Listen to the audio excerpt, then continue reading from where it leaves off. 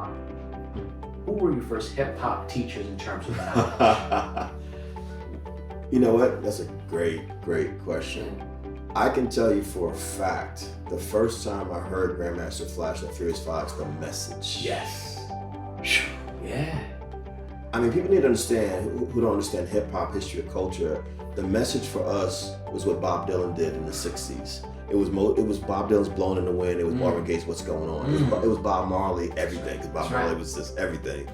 You know, that's what The Message was for us. I mean, broken glass everywhere. People pissing in the station, they just don't care. Can't take the smell, can't take the noise, got no money to move out. I guess I got no choice. They were speaking to me. Wow. They were speaking to working class kids, Absolutely. poor kids. Well, like, yo. Yeah. It was profound, man. Profound. It was. Welcome to the Whole Student Podcast with Cal Balaban. Whole Student refers to the magical moment when a student is fully seen, heard, and known. This is the spark of a relationship between student and teacher, where the former is catalyzed on a journey beyond what they thought possible, and the latter is a proud advisor cheering from the sidelines. Whole Student Podcast asks the guests to reflect back to their moment, the person who became a transformative teacher in their lives and on the journey they were set upon. Our guest today is Kevin Powell. Hey. Kevin is one of the most acclaimed political, cultural, literary, and hip-hop voices in America today. An author, journalist, activist, speaker, scholar, commentator, filmmaker, and entrepreneur. He has authored more than a dozen books, I believe 15 or 16. 16. We'll talk about his latest today as well.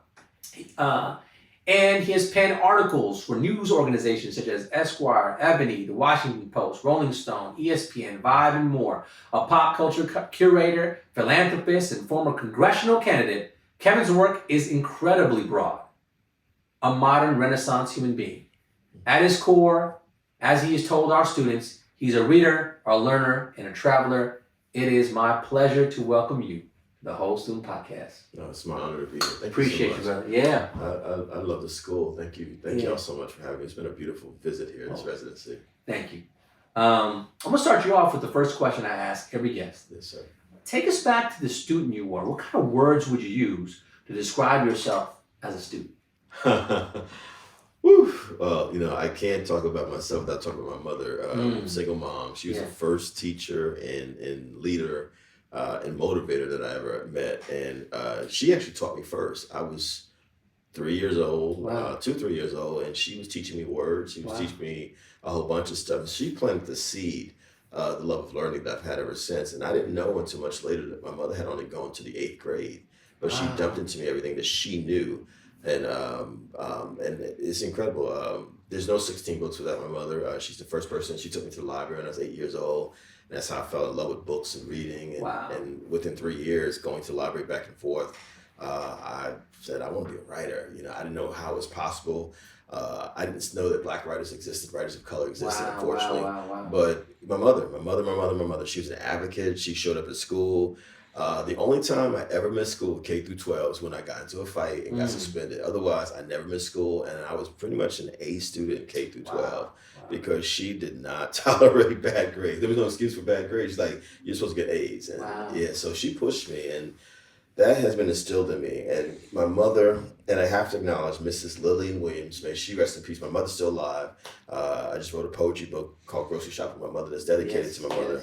But my 12th grade English teacher, Mrs. Lillian Williams, who passed a few years back, older Black woman, very stylish, very proper. She would say things like, you know, the dictionary is humankind's best friend. We were like, she's weird, y'all, you know what I'm saying? But she was saying we had to build our vocabulary. Right. And Mrs. Williams did two things for me that really, as a teacher, I had never experienced. One, I'm a runner. I'm actually getting ready to start training for my third New York City Marathon this year. I was a cross country track runner in high school. I got injured in our state cross country meet when I was in high school, and the SATs were a few days later. Mrs. Williams came to my house because my mom and I, we didn't have a car. We were too poor. I couldn't walk. I was like on crutches. She literally drove me to take my SAT. She said, "You're going to go to college." And the other thing Mrs. Williams did for me, she noticed that I could write, you know, because I was writing like short stories in high school, fiction and stuff like that. I loved Edgar Allan Poe. I actually was one of those kids who loved Shakespeare. I was like running through the hallways like quoting Hamlet, all that kind of stuff. And I still didn't know I could be a writer, but Mrs. Williams said, you should enter an essay contest. Yeah. And I did. The theme was A Strong Nation Needs Strong Schools. And I won it was a citywide contest, and I won the high school division. Wow. And I got a $100 savings bond. And I was like, I do not know what a savings bond is. Can I get some cash? Wow. But it was the first time I ever got published as a 17-year-old. My picture ended up in the newspaper. And it's the first time I got ended up in the newspaper for something that was not sports related. Wow. You know what I mean? And I'll tell you, Mrs. Williams, when I got to college, I went to Rutgers, University of New Jersey. I didn't know until years later that she was clipping everything that I wrote. Stop it. And so, man, she followed me to, when I ended up being at Quincy Jones's Vibe magazine, she was clipping those articles. I'm writing, at this stage, I'm writing cover stories in Tupac and Snoop and all kinds of iconic figures in hip hop. Mrs. Williams, so my mother, Mrs. Williams, mother gave me the love of learning and to be excellent. Don't settle for mediocrity. And Mrs. Williams, you actually are a writer. You need to pursue this thing. Wow. Yeah. Well, we've been doing the podcast second season. I usually sit back in the chair. Wow. You have me at the edge of the seat. Oh my gosh. And the reason you have me at the edge is in that time, nobody started off with their mom. Oh wow. Everyone's went to the classroom teacher. You shouted out mom. Yeah. That mom, despite only having an 8th grade education, saw you as a learner. Yeah. Which is a very specific way for a child to be seen by their parent. Yeah. And planted the seed that certainly Mrs. Williams started to, let the seed grow, take root. Were there other teachers like Mrs. Williams for you in your journey? It's an interesting question. I mean, I had all my teachers were either black women or white women, black sisters or white sisters. And I realized in retrospect what they were doing, like my love of music, like I'm a lifelong hip hop head. Yeah. Let's just get that out the way. Shout out to hip hop at 50. All right, you know what I'm saying? Right. But as a kid, I'm listening to Led Zeppelin. I'm listening to Pink Floyd. I'm listening to the soundtrack to the musical West Side Story. Right. I'm listening to stuff I now realize it was Linda Ronstadt. It was the Beatles. It was the Byrds. Yes. I realized I was listening to Stevie Wonder. It's because of the teachers I had, because there was a big emphasis on the arts. You know what I mean? I can't sing. I can't rhyme. I can't play an instrument.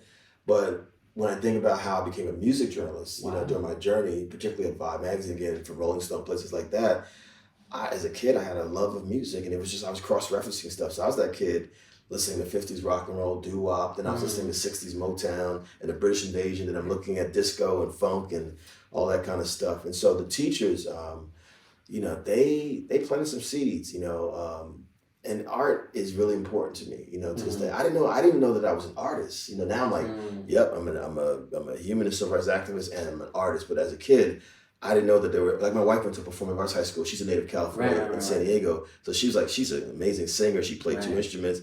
She was at a school that was like Fame, the movie, like, I'm an artist. Yeah. I was like, I'm just a kid who's weird, and I don't want to share anybody that this is how I'm thinking, but I realized I was an artist as a kid. Miss Williams saw it. She did. Because she's cutting out these clips. Yeah. Like it's pieces of artwork. Yeah. And she's preserving them. Yeah. Wow. Because they're testimony to your creativity and that journey. It's interesting you say that. I never understood the left brain, right brain thing. I don't consider myself thank you for the compliment, the introduction. I just love to learn. Like, I'll tell you something. My mom wasn't able to help me with my schoolwork after the 5th or 6th grade. Wow. She's, mom could do, it was math specifically, and I love math. Actually, when I got out of high school, I won the math award and an English award, because I never was into the left brain, right brain thing. I was just like, I just love learning. My mother could not help me with multiplications or division, And I remember being angry at my mother at first, like, how do you not know this stuff? And later I was like, oh, this is as far as she had gone to school.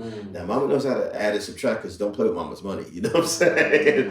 Mama understands how to count, and but it's deep. I literally, and this is important for people to understand, who we are in this country from all different backgrounds. Now we have cell phones, Androids, and iPhones. We have the internet. We can Google stuff. Yes. I literally, as a high schooler from ages 14 to 18, by myself as an only child, had to figure out, how do you get to college? how do you research what colleges are good for you? Mm. I remember I didn't come to California until I was in my 20s. It was actually the year of the LA Rebellion, in the early 90s. But I remember being fascinated by Pepperdine University, you know what I'm saying? It's like, and then I'm a sports fan, so like UCLA and the Legend of John Wooden, you know what I'm saying? And so I would identify schools that I was interested in by their sports programs. Interesting. So I ended up getting accepted to Penn State because Joe Paterno back then, before all the controversy in football, Syracuse because of the basketball program. Rutgers was only because it was in New Jersey, and I was like, you know what, maybe I should just stay home because I didn't even think that, and this is what I said to your students, that since I've been here, we got to expand our imagination. I didn't know that I could actually go somewhere beyond New Jersey for an education, you know what I mean? But I literally willed myself into college. We had no money.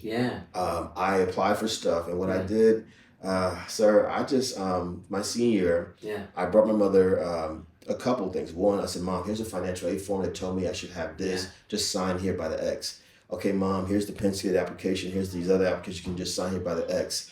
And then there was like, if you were a poor kid or working class kid, you got some sort of voucher so that your applications were free. That's how I got to college. Right. But go back to my mom at 3. My mother used to say to me, you're going to college, you're going to college, you're going to college. So there were no books in my house except for the Bible. And there was nothing, my mother had never been on a college campus. In fact, the only time she had ever gone to college, my cousin, her older cousin, dropped me off at Rutgers, and that's the first time she had been to a college campus. Wow. And she just said goodbye and good luck. I wish, do well. And so, I'm an example of what's possible even if you come from nothing. Which is why I value education so much. So you're a lifelong learner. You continue to learn. Continue to gravitate towards learning. You get to Rutgers Prep. Was there somebody there that continued you on your journey that you felt like, this person really saw me as a student? Whew. She just died. Her name was Dr. Cheryl Wall, and she was one of our great Black literary scholars in this country at Rutgers. A lot of people credit Alice Walker, the great Alice Walker, of course, with rediscovering Zora Neale Hurston and her body of work. But Cheryl Wall was also one of those folks who helped to dig up, to excavate, Zora Neale Hurston. I took a class with Cheryl Wall called Harlem Renaissance. Man, I didn't know what the Harlem Renaissance was. I was like, the Harlem what? You know what I mean? Wow. And all of a sudden, and don't get me wrong, and I know a lot of people talk about the classics. In high school, I studied Shakespeare, I studied Keats, I studied, Emily Dickinson, I studied... No Langston Hughes, no Ralph Ellison, none of that. I didn't know Baldwin existed. Wow. I didn't know any Black writers, Latinx writers, Asian writers, Indigenous writers. I didn't even know that women writers existed except for Emily Dickinson. That was it. That's right. And so Harlem Renaissance blew my mind. I was like, first of all, Langston Hughes, if you read a poem like, Harlem, there's the proper title for it, but everyone knows the first lines. What happens to a dream deferred? Does it drive like a raisin in the sun? And then I was like, wait a minute, Raisin in the Sun, that's the play. That's the movie. That's right. So my mom started to connect the dots. It's like, Sidney Poitier was in that. I didn't realize that came from Langston Hughes' poem. That's right. And then when I read Zora Neale Hurston's Their Eyes Were Watching God and how she wrote in the language of the people, here I was, my mother's from South Carolina, and I was embarrassed by the Geechee Gullah or the Creole or the patois that she was speaking. Wow. Not realizing that the way she spoke was actually beautiful poetry. Wow. And that there were writers who actually said, wait a minute, it doesn't matter if you're Mexican American or Black American, if you're West Indian, your language, your indigenous language, or the mixture of your tongues is actually art. Your mother had the cadence of a griot. Yeah. Yes. Okay. So that shifted for me because I get to see art in a different way. You know what I mean? Like, okay, I can see myself in art now. You know what I mean? I can see my images in myself. And it just, it changed me. It changed me. And I decided right in my first year of college, 18 years old, that I was going to be a writer like Langston Hughes, and I was going to be an activist like Malcolm X. Fair enough. And that's what I've been doing ever since. So here's an interesting thing, right? You talked about this moment of awakening for you looking at the Harlem Renaissance. Yeah. And at the same time, you're at Rutgers Prep at a time period... Rutgers University, I'm sorry. Rutgers University, excuse me. Right? Jersey folks are sensitive about that. Yeah, that's right. 50 years later. Yeah. 50 years later, we're talking about hip-hop. You're there at a time we're really undergoing a sort of renaissance in terms of Yeah. intelligent movement. Yeah. And you're experiencing it. Did you notice you were experiencing an out-of-body experience at the time? Or as you reflect back on it, you're studying about the Harlem Renaissance, but you're a part of a different Renaissance. These are great questions, by the way. Thank you. I had parallel lives happening. So keep in mind, I was born and raised in Jersey City, which is literally right across the Hudson River from New York City, where African Americans, West Indians, and Latinx people, three groups, working class, poor folks, were creating something called hip hop, right? And so I naturally got the influence of that. And so as a kid, first of all, we were already rhyming in our communities. It's just like if you listen to kids the dozens, exactly. Yes. You know what I mean? And, I didn't realize until years later, okay, the way Muhammad Ali was speaking was in rhymes. When little black girls are jumping Dutch, little black and Latinx girls are doing double Dutch, they're speaking in rhymes. Right. You know what I mean? And, H-Rap Brown, Cab Calloway, Gil Scott, and all of that is there. I didn't know them, but I did know that there was local crews and block parties happening in New York City and North Jersey. And we would go to church in New York City in the 70s. And man, let me tell you, one of the most exciting things for me as a kid was to be on a subway train and see all the graffiti on the trains. You feel what I'm saying? And these big bubble letters, and it's like it was mad colorful. And you're like, why? How did this happen? I didn't even know that. Let me ask you a question. Would you talk about, this is important, right? Would you talk about the burners as, you'd say, it's like a piece of art? Like, did you all see that? And would that be? I had magic markers. Right. We all tagged. Yes. Let's put it this way: people have been asking me here, okay, Kevin, how do you pay for your book? And, I said my Venmo is Kepo1, Kepo1. What I didn't say is that was my graffiti name since I was a child. That's my tag. I've had that for almost 40 years. That's my tag, my hip hop name. And I danced. I used to pop and lock. That's right. I break dance, man. And the first show I ever went to as a teenager, Dougie Fresh and Slick Rick, when he was still MC Ricky D, you know what I'm saying? Wow. In New York City, and Lottie Dottie was the song that just came out, a hip hop classic. So I was in the middle of all of that stuff, man. But you didn't know it at the time that was a renaissance. We didn't even call it hip hop. I don't even know when it started to be called hip hop. We just started. You listen to rappers because obviously, first of all, I was a disco kid, because I was like, man, I wanted to, don't laugh at me, I wanted to be John Travolta, straight out. I wanted a white suit and a black shirt. I wanted to do this. I wanted to dance. I wanted to have my solo. I wanted to have my gold chains like he did. And, they were big. The Bee Gees were big. Donna Summer was big, and so disco was huge. But then all of a sudden we heard people rapping, talking over disco records. You're like, yo, they're talking. That's right. Hip hop. I was like, yo, who are these guys? Sugar Hill Gang. That's right. And so for me, that record just, I still have my original 45 of Rapper's Delight. Yeah. And, right after that, Immediate Succession was like, here's Curtis Blow, his Grandmaster Flash, the Furious Five. Right. So we were, it was the first thing that we created, and I'm saying post-civil rights generation people, civil rights era people, that was ours, because Motown was my mother's thing. That's right. Stax Records was my mother's thing. Right. My mother would tell me how much she loved the Rolling Stones, I Can't Get No Satisfaction. That's her thing. Okay. You know what I mean? But this was our first thing. And people need to understand, the same poor people that Dr. King told us not to forget are the same people who created hip-hop. Yeah. You know what I mean? Again, African-American, West Indian, Latinx. In New York City, because half the founding fathers and mothers were from the Caribbean, from the West Indies, all over the Caribbean. And so you don't get the outdoor block parties without Cool Herc coming from Jamaica, That's right. Big sound systems, as he's doing in Jamaica, in the West Indies. That's right. But then Herc was listening to James Brown records, an African American from Georgia. And so in a lot of ways, hip hop was like Malcolm X's parents. Malcolm X's mom was from Grenada in the West Indies. Right.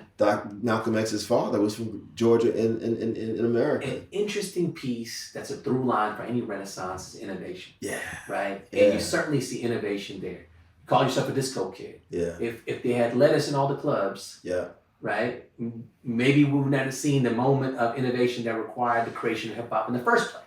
To your point, hip hop is two simple definitions to me: making something out of nothing. Yes. And winning on your own terms.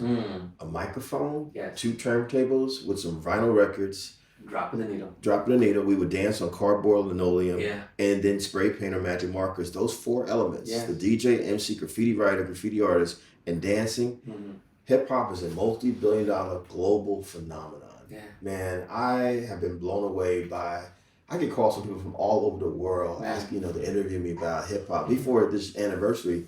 But I'm like, we created this. And the innovation, the technology, hip hop was the first technology driven art form that young black and brown kids created. Because before that, we had instruments. Part of the reason why we had to go to the turntables is because music programs, art programs in New York City were cut in the 70s in that area. And so, who doesn't want music? So early 80s, Wendy Records, oh my gosh. Right? Releases a record with Malcolm X's speeches over beats.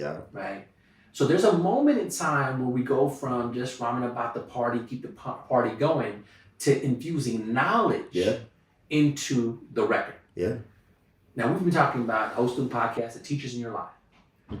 Who were your first hip hop teachers in terms of knowledge? You know what? That's a great question. I can tell you for a fact, the first time I heard Grandmaster Flash and Furious Fox, The Message. Yes. Yeah. I mean, people need to understand, who don't understand hip hop history or culture, The Message for us was what Bob Dylan did in the 60s. It was Bob Dylan's Blowing in the Wind. It was Marvin Gaye's What's Going On. It was Bob Marley, everything, because Bob Marley was just everything. That's what The Message was for us. I mean, broken glass everywhere. People pissing in the station. They just don't care. Can't take the smell. Can't take the noise. Got no money to move out. I guess I got no choice. They were speaking to me. Wow. They were speaking to working class kids, poor kids. Were like, yo. Yeah. It was profound, man. Profound. It was jarring. It was chilling. We're like, I mean, hip hop was the first thing that spoke to me directly. Yeah. Now, don't get me wrong. I remember Marvin Gaye's song, not Marvin Gaye, Stevie Wonder's song, I Wish, as a kid from Songs and the Keys of Life. Because I was like, I can relate to that. But it was the boom bap of hip hop. Yeah. And how they delivered it that just blew my mind. So they taught me. And they also, it's crazy. I never thought about it like this because I didn't know I was a writer when that song came out. I was wanting to be a writer. Yeah. But they gave me permission to use my voice and to tell my story about where I came from. So I'm going to mess with your mind right now. Okay. Are you ready for this? Yeah. So you get the Harlem Renaissance. Yeah. The Harlem Renaissance, you have artists, you have artistry, you have what's happening in the clubs, you have musical innovation, beautiful things happening in jazz, etc. And you have folks like Langston Hughes who are writing and touching on it. Yeah. Right? Do you see yourself in the same vein? Because you're writing about hip hop. You're writing about a renaissance. You're writing about innovation. You're doing all these things, right? And maybe, 50-year anniversary. Yeah. Right? Contextualize it. Yeah. Right? I do. I didn't, but I do. And it's interesting. And I'm glad we're here in California so I can say this. When Kendrick Lamar put out his album last year, I made it a point to write a 3,000-word essay about this album and about Kendrick Lamar because it's such a, it's one of the most honest pieces of art I've ever heard. Wow. It took me back to the 80s and the early 90s. I didn't want to be a music journalist. I never said I wanted to be a music journalist. I was clear as a hip hop head. I was always in the clubs. I'm partying. I party on campus. I party off campus. Rutgers is close enough to New York by train or bus. We was in New York every chance we got to a club. But I was absorbing, man, I knew all the Run DMC stuff. I knew all the Public Enemy stuff, KRS and Boogie Down Production, all of it, man. And I wanted to be a writer because I wanted to do what Langston and Zora and them did in Harlem Renaissance, which was, see the world through my lens. Yes. I remember reading some of the early pieces on hip hop. They trashed hip hop. It's a fad, like a last. They're a bunch of animals, monsters. They didn't understand. It's not music. It's not music. It's not that. Whatever it is. Exactly. And so Harry Allen, who is name checked on Public Enemy's "Don't Believe the Hype," he's considered the godfather of hip hop journalism. Right? He wrote for the Village Voice. He would just write about hip hop. I was like, damn it, you could write about hip hop. I still didn't think I could do it. Harry Allen called me one day. And he said, Kat, do you write about hip hop? Man, by that point, I just passed my college years, early 90s, and I was freelancing, and I ain't had no money. I did not have any money, and I ain't had no money. Let's just say it both ways. You know what I mean? And listen, I had a part-time job at the New School University. I had a part-time job at New York University, and I was freelancing. Man, I lied. I said, I write about hip hop. What's up? He said, well, and this you'll appreciate this as someone from the Bay Area. San Francisco Weekly was looking for someone to write about a rapper from the East Coast named Tragedy. Would you be interested in doing it? That was my first hip hop piece. Tragedy Gaddafi. Exactly. Yeah. That's my first Intelligent piece. Hoodlum. Intelligent Hoodlum. Yes. That's the first thing I ever wrote about hip hop. That's beautiful. And this is when we had to fax stuff across the country. Yeah. There was no scanning any of that. That's phenomenal. And within 2 years, man, I found myself writing for Thrasher. Shout out to Thrasher magazine. Yeah. Man, I wrote for LA Weekly, San Francisco Weekly.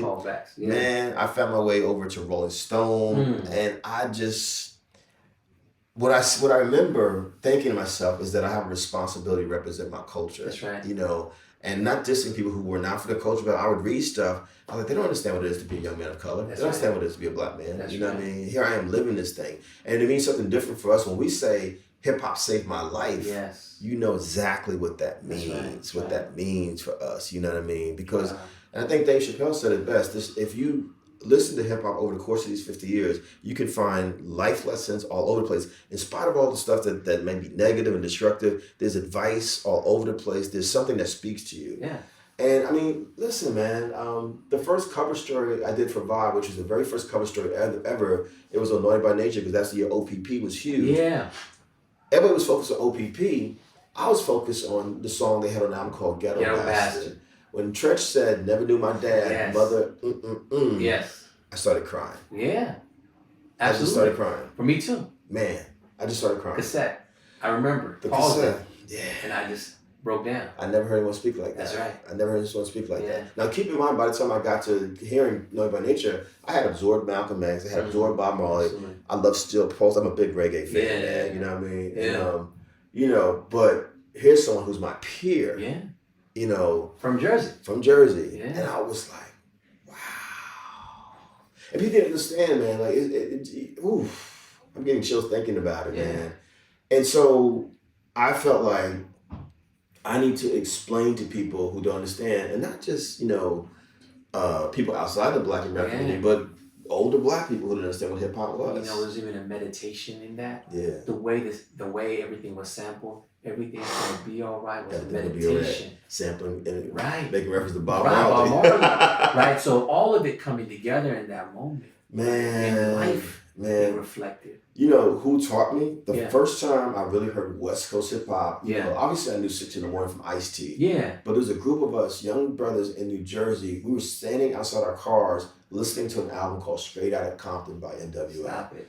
Man, we were in shock. Like, and how'd you come about the album? I want to know how did it reach you? Because black people have had the internet before there was ever internet. We had social media before the social media. We would just, you said it, we passed the cassette cousins and so on and so forth. Right. You know, and you mentioned jazz earlier. Yeah. Man, you know, jazz started in New Orleans, but jazz spread around the country because people would take the music places. Well, you know, people, think about it. If in the 1980s, people were moving around, if a brother joined the military, if he was from California, he inevitably might be in Ohio, somewhere else. And you know what? I'm going to bring my NWA cassette with me. I'm going to bring my Public Enemy cassette with me. I'm going to bring my LL Cool J, my Latifah MC Light with me. Next thing you know, you're sharing this stuff. I don't even know who brought the NWA tape to us in Jersey, but there we were like, yo, this is West Coast. And so all of a sudden we're like, and they're describing the West Coast. And so we also need to understand, like Chuck D said, hip hop is our CNN. That's right. And so it allowed us, like, okay, I might be from the East Coast or the Midwest or the West Coast,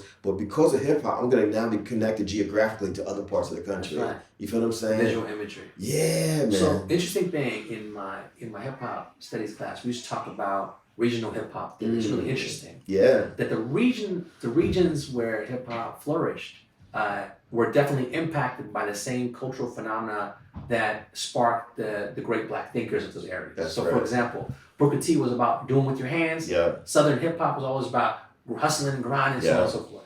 W.E.B. Du Bois about education. New York hip hop has laced with a lot more lyrical content. West Coast hip hop, Malcolm and Marcus Garvey had a great West Coast following west of Mississippi, and you had a lot of politicization in the hip hop. That's right. So those are interesting. In Chicago, like Fred Hampton, there is a coalition of all these ideas. So interesting that even to this day that we see that phenomenon. But I want to bring it back to books for a moment. Yeah. Because you're the author, you're a writer. You talked about your love for books and reading. Was there an author you felt who taught you? Well, the first book that Yeah. blew my mind was the autobiography of Malcolm X, and she just mentioned Malcolm. Yeah. I mean, man, I was 18. Yeah. I was so ignorant. I would call it enthusiastically ignorant. Mm. You know what I mean? And there was an upper class student. He was a brother who was like Ice Cube's character in Higher Learning. He had the big old afro, had that afro pick with the Black Power fist on it, and was in college for a long time. Yeah. And he had a vinyl record that said Malcolm the 10th, Message to the Grassroots, because I thought it was Malcolm the 10th. I was all, I was puffing my chest out all arrogantly. That's the 10th. I know my Roman numerals. He said, nah, Malcolm X, brother. I was like, oh, wow. Word, that's an X. Why he calls himself X? What's the X for? Wow. He said, you need to read all about Malcolm X. I'm going to repeat. I grew up with no father. Right. Reading Malcolm's story, just like I felt about Malcolm's story, I felt the way I felt about the first time I heard the message. I cried when I finished the book. I bawled like he was my own father who had been assassinated in 1965. I cried because I didn't know who he was up until that point. Like, how could I not know who this person was? Yeah. And the lessons I took from Malcolm, to this day, I wear a watch. Yes. To this day, I carry pens around in my pocket. And to this day, Malcolm said never let 15, 20 minutes idle time go by. He talked about punctuality. Yeah. He talked about how reading in his 7 years in prison changed his life. I was like, I will never go again. Like in my bag are 3 or 4 books. I travel with reading material everywhere I go. Yeah. Man, he gave us a blueprint. There's no coincidence that people like myself, Barack Obama, so many people, black males, have said Malcolm in that autobiography. Yeah. For Malcolm, man, James Baldwin.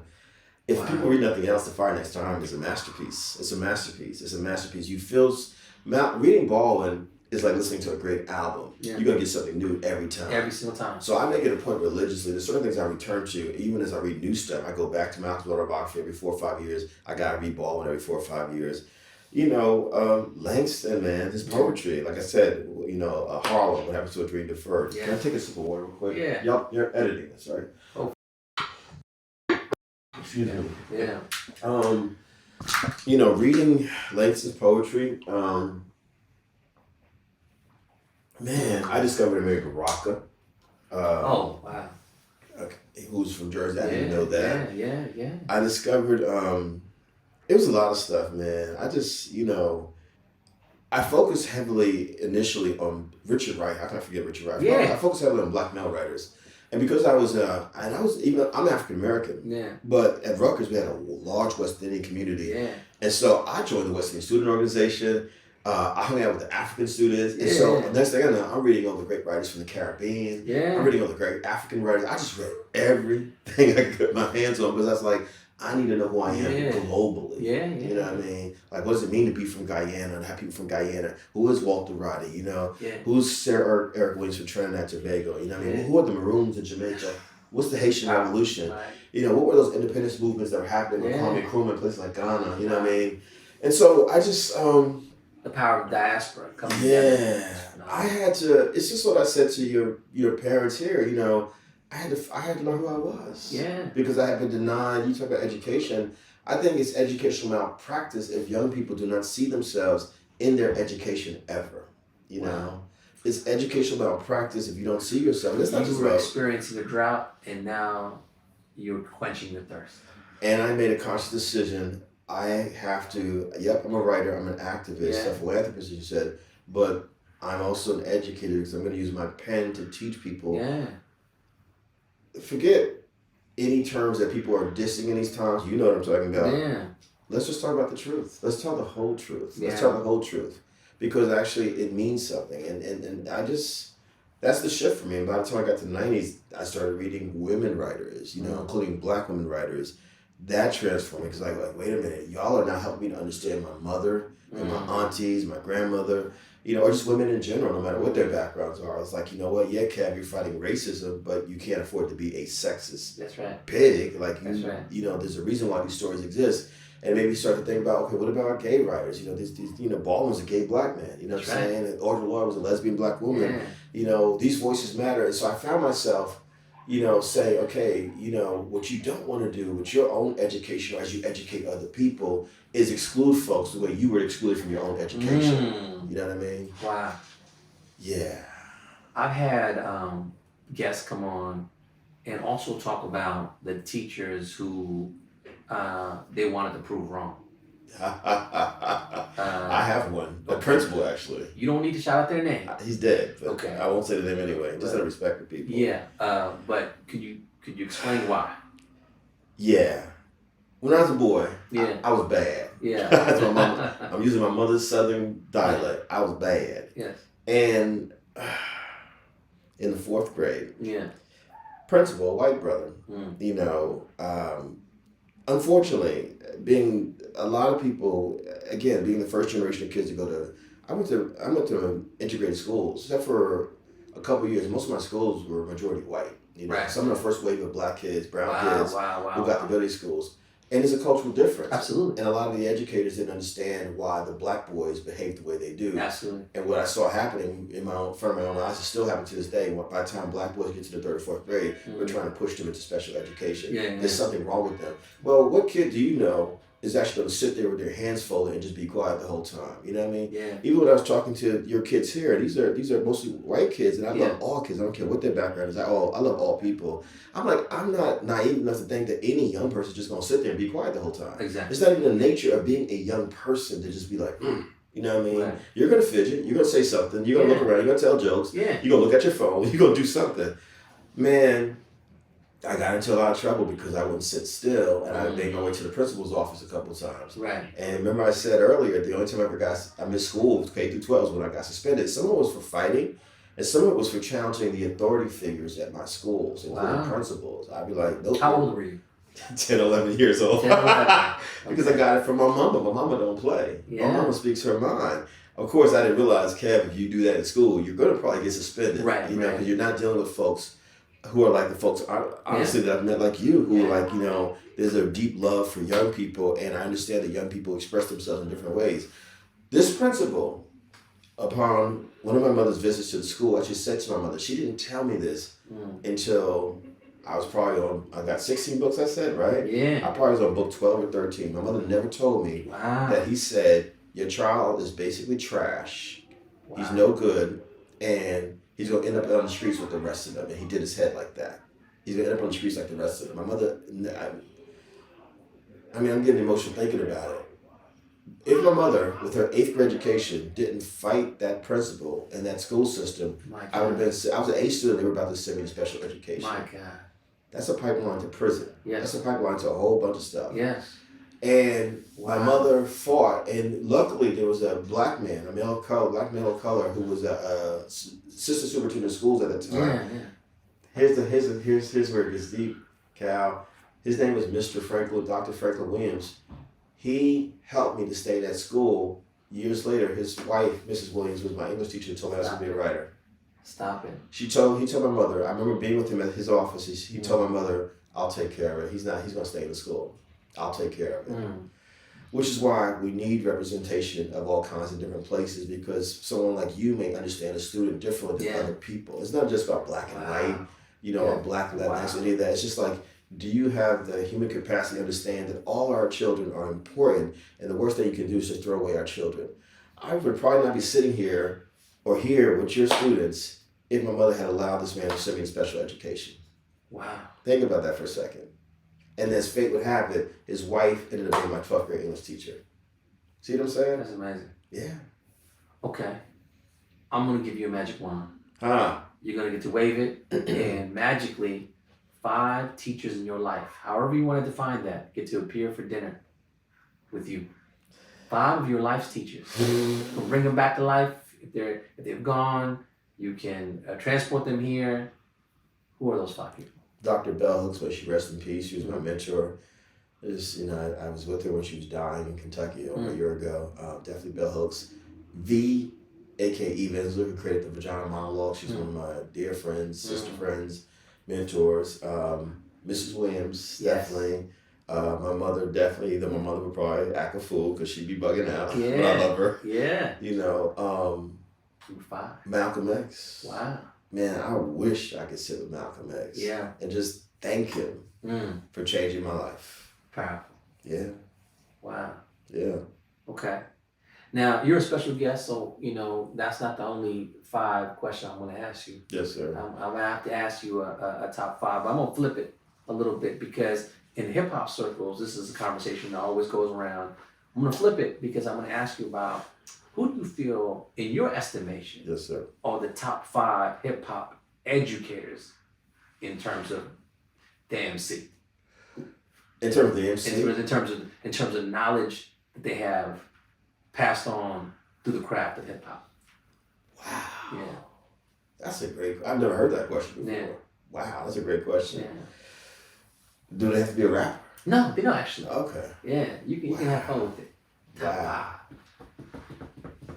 Woo. I know there's gonna be some editing. We're gonna do some editing here because you're gonna come out with some names and. Well. Yeah. I mean, I went to college with Sister Soldier.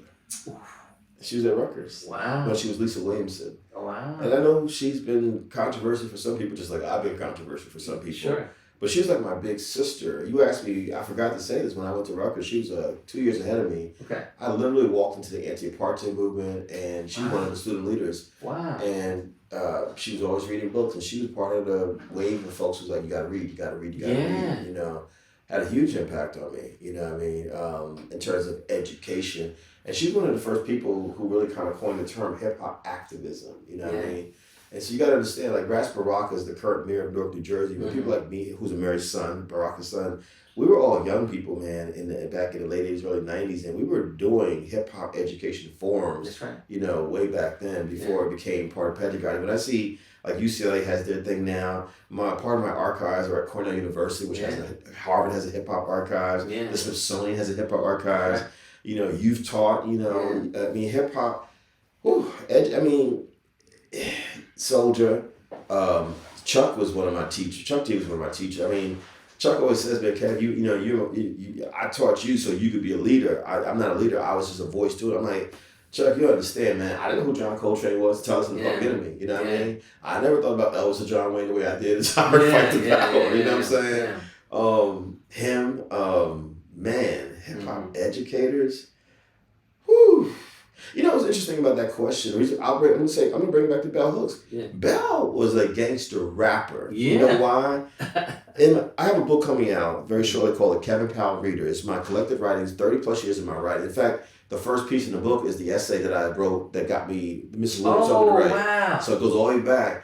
And I did an interview with Vibe magazine. I'll give you a copy. I'll mail you a copy. Bell Hooks, I did an interview with Bell Hooks at Vibe. Yeah. She knew so much about hip hop. Wow. Mind blowing. She had a whole critique or analysis of Ice Cube, Tupac. I was like, damn, Bell, word. She had a whole breakdown of what gangster rap really was. That's phenomenal. Because Bell, honestly, in terms of people, I feel like Malcolm X was like this.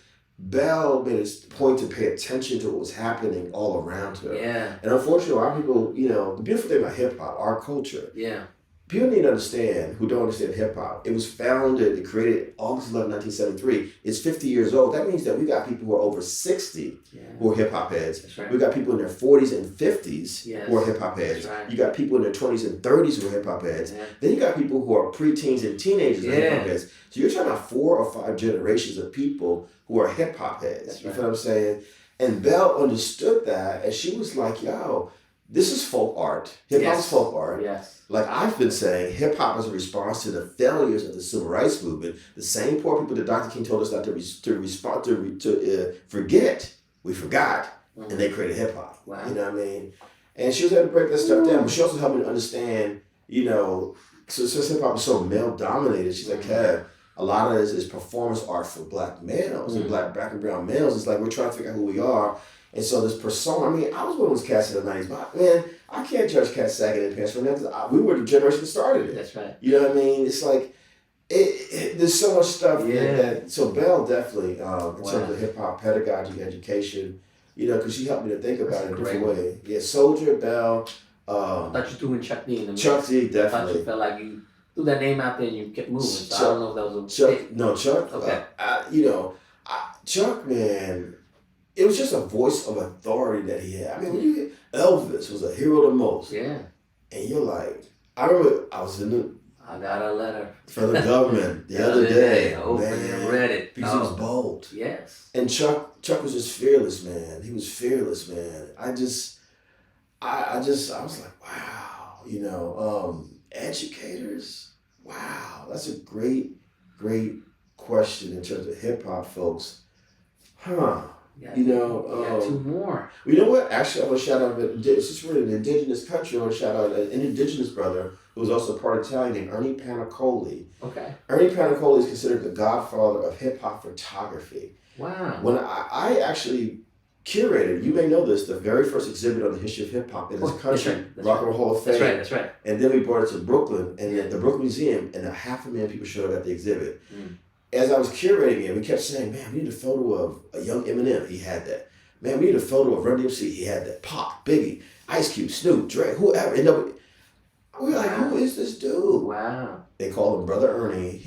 Ernie Panacoli served in Vietnam. Wow. You know, and when he came home, it was 1971, spring of 71. Yeah. And he didn't know what to do. And he had a girlfriend at the time, said, well, you know, you should sit here and listen to some music. And here's an album you should listen to. It was Marvin Gaye's What's Going On. Yeah. Boom. And she did two things for him. She said, listen to Marvin Gaye's What's Going On. And here's you should use this camera. He started shooting. Ernie actually took some of those images, talking about the graffiti in the trains. Yeah. He's one of the early graffiti photographers. Wow. Ernie Panacoli. He also took pictures of people like Frank Sinatra, folks like that, but he literally saw the whole thing. And so as I was talking with him and getting images from him for the exhibit, I said, how many images do you have? He said, man, a couple 100,000. I said, you got a couple 100,000 hip hop photos. He said, yeah. I said, are you going to do a book? He said, man, brother, he was born in 1947, so he was mad old school. He's like, man, you know, all these people talk about, I'm going to do a book, I'm going to do it. They disappear. I said, Ernie, I'm going to help you do a book. Cal, I spent a year of my life in the early 2000s going through a couple 100,000 photos for Ernie Panacoli, and we created a book called Who Shot You? 3 Decades of Hip Hop Photography. That's phenomenal. And he became my educator, because think about it. If he's born in 1947, he also saw the birth of rock and roll. That's phenomenal. He saw jazz. He saw, this dude saw Bob Dylan perform. He saw Jimi Hendrix perform, but he also saw Rakim perform. He saw Ice Cube perform. Wow. You see what I'm saying? Yeah. And so in terms of hip hop education, that's phenomenal. Man, Brother Ernie. He broke it down to me, man. And so he, you know, I respect the culture because of people like Ernie. Like I represent the culture of hip hop. I respect the pioneers. And not just, you know, yes, man, started in Europe, but also understand that California, man, you go back and watch Soul Train in the 1970s, they was popping and locking. That's right. You feel what I'm saying? Right. So there was a parallel energy happening there. You can't talk about, you know, early hip hop without talking about the West Coast, because even my wife pointed out to me, who's a native Californian, like them lowriders, Chicano culture. That's right. You see what I'm saying? Right. But that gets lost. And so, yes, we can argue, definitely can say hip hop is a black cultural music form, just like jazz and blues and stuff like that. But don't ignore the contributions of Chicano folks in the West Coast and Puerto Ricans and other Latinx folks in New York City coming together. Yeah. You know what I mean? It's like, you know, when you look at how Snoop and Dre were dressing in like Ain't Nothing But a G-Bang video, I mean, where did that clothing come from? Yeah. Was that just black folks? Exactly. All that. That's hip hop pedagogy. Yeah. That's hip hop education. Right. And what Ernie helped me to understand, probably more than all the other folks I've named, because I spent so much time with him, is that you got to help people to connect the dots where it came from. That's right. That it's a real culture. That's right. It ain't going nowhere. And it's the voice of people who don't feel like they've had voices. Wow. You know what I mean? Last person, got 4. Oh. Brother Ernie, Chuck D, Bell Hooks, Sister Soldier. Wow. 5th person, hip hop educators? Hip hop educator. Darn, man. That's hard. Yeah. Give me a second. Hip hop educators. Yeah. Wow. A lot of names out there. There's a lot of names out there. I'm thinking of people that I've listened to speak, rhyme. Right. Wow. I mean, from the production side. Production side too, yeah. Wow. A lot of people. Wow. So you're gonna feel, as soon as you say this name, you're gonna feel like you left about 50 people out.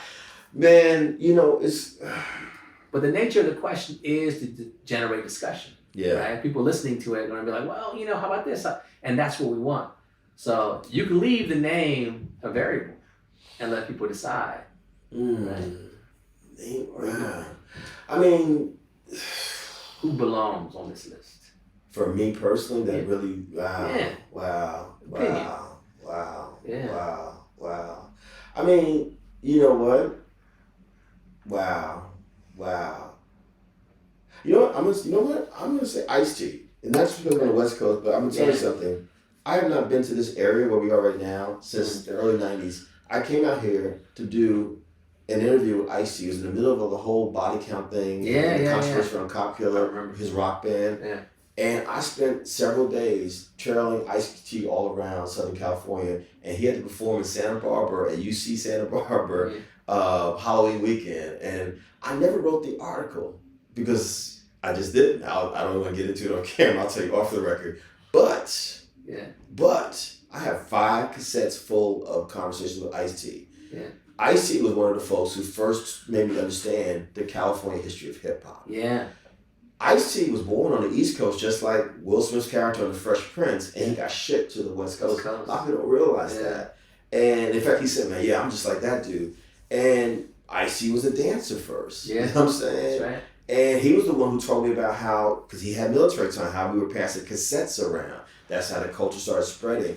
And so he was very responsible for a lot of my early understanding of the connection of the West Coast to the early stages of hip hop. Wow. I gotta give Ice-T props for that. Yeah.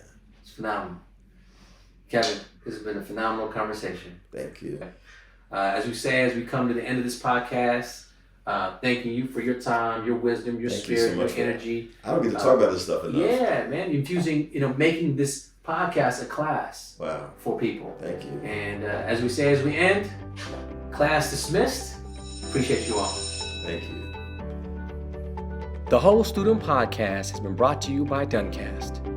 Produced by J.D. Scroggin, the Director of Marketing and Communication at the Dunn School, and co-produced by Brandon Scott of Comfort Food. Thank you for joining us.